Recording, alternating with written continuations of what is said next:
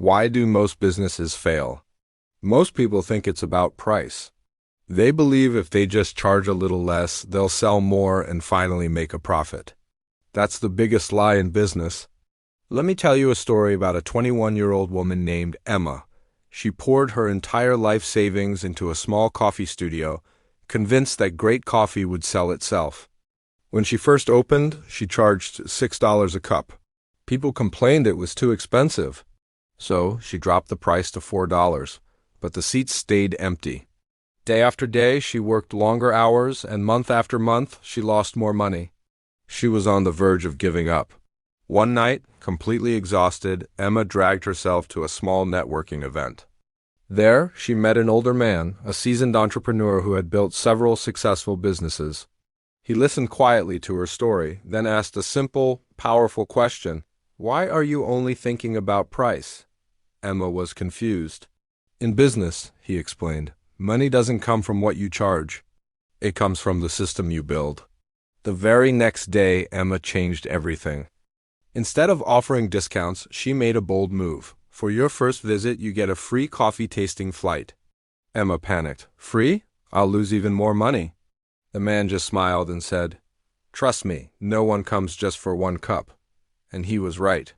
People started coming in. They tried the free flight, and then they stayed. They ordered pastries, bought bags of beans, and started posting photos online. Within 2 weeks, her coffee shop was packed. Then came step 2, a monthly coffee membership for $39. Members received priority seating, one free drink every week, and access to private tasting nights. Again, Emma hesitated.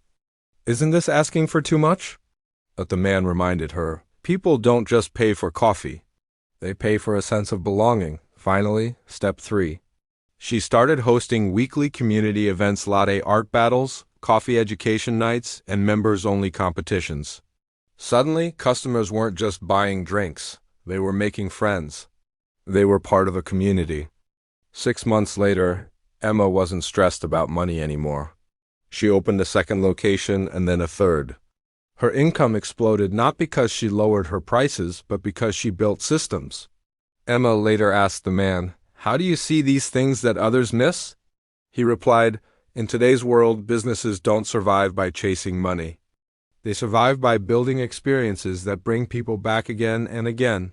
Remember, lower prices don't create wealth. Smart systems do. This is Mind Atlas. We don't chase money. We build the thinking that attracts it. Thanks for watching.